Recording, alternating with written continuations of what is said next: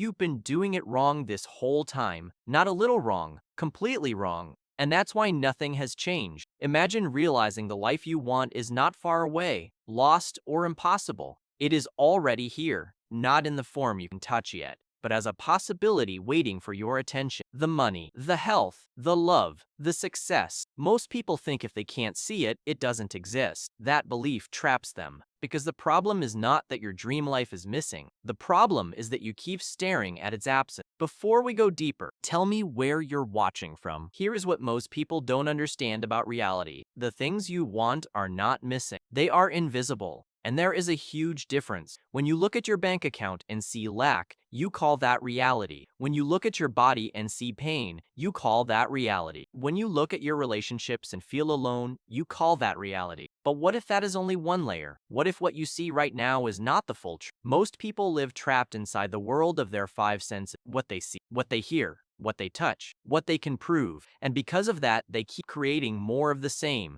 If they feel broke, they focus on being broke. If they feel sick, they focus on being sick. If they feel lonely, they focus on being lonely. Then they wonder why nothing changes. But here is the twist. Your attention is not passive. Your attention feeds things. Where your focus goes, your life starts moving. So if you keep feeding attention to what is missing, you keep strengthening the feeling of absence. That is why change feels impossible. Not because the new life does not exist, but because you are giving all your energy to the old one. And this is where everything begins to shift. There are two ways to look at your life. The first is the physical reality. This is what you can see right now. Your current money, your current body, your current home, your current relationships. This is the world your senses report back to you. But there is another layer. A layer of possibility. You can think of it as the unseen version of reality, the version that exists before it becomes physical. Your future self, your healed body, your better relationship, your successful business.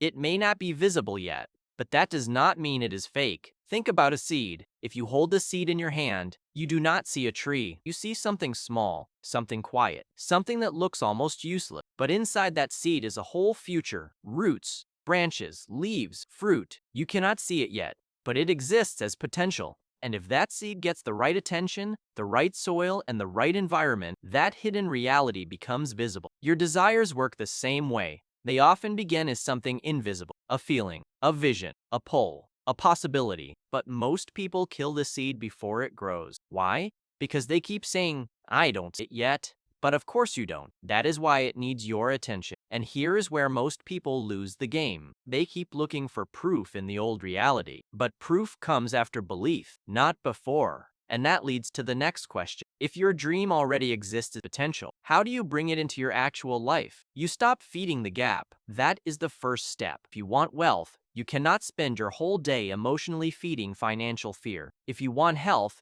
you cannot make your entire identity about sickness. If you want love, you cannot keep repeating that nobody is out there for you. Because every time you do that, you are not just describing reality. You are rehearsing it. You are training your mind to expect more of the same. And what your mind expects, it starts looking for. This is why two people can live in the same world but see completely different lives. One sees proof that nothing works. The other sees signs that everything is opening. Same world, different attention. And different attention creates different action. That action creates different results. This is not about pretending your problems are not real. Your bills may be, your pain may be real, your loneliness may be real. But they are not the only reality available to you. They are your current experience, not your final identity. That difference matters, because the moment you stop saying, "This is who I am," and start saying, "This is what I am moving through," you take your power back. You are no longer trapped inside the evident. You start living from the possibility. And when you live from possibility, your behavior changes. You speak differently. You choose differently. You notice opportunities you ignored before. You stop asking, "Why is this missing?" and start asking, "What version of me already has this?" That question changes everything, because now your attention has somewhere new to go, not toward the absent, toward the version of you where the desire is already real. But this is where the real test begins, because your senses will fight you. You keep looking at your life for proof, proof that things are working, proof that things are changing, proof that you're moving forward. But here's the problem. Your senses are always late. They don't show you what's coming. They show you what already happened. So when you look at your bank account, you're seeing past decisions. When you look at your body, you're seeing past habits. When you look at your current situation, you're seeing old patterns still playing out.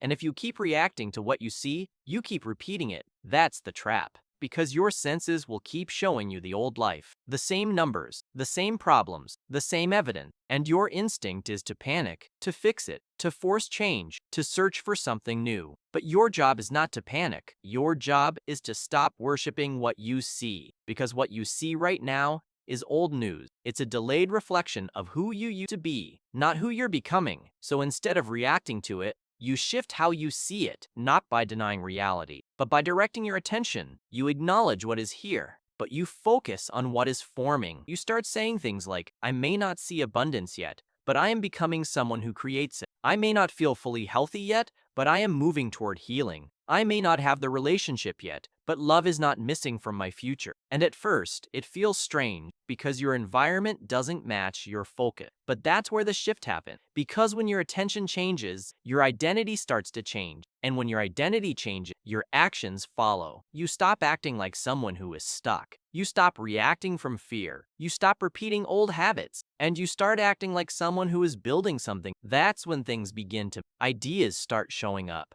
Opportunities start appearing. Decisions start becoming clearer. Not all at once, but enough to take the next step. And that's all you need. One step, then another, then another. That's how change actually works. Not through one big moment, but through small, consistent shifts. Because invisible potential doesn't become real overnight. It becomes real through repetition, attention, identity, action, over and over again, until what once felt impossible starts to feel normal. So the next time you feel like nothing is working, pause and ask yourself one question. Is it really missing, or am I only looking in the wrong place? Because the life you want may not be visible yet, but that doesn't mean it isn't there. It means it hasn't caught up yet. And the moment you stop feeding the old story, you start stepping into the new one. There is one thing I didn't say at the start. Your future is not something you chase. It is something you practice becoming. So today, choose one desire. Stop staring at its absence. Start acting from its presence. And comment below with what you are calling into your life.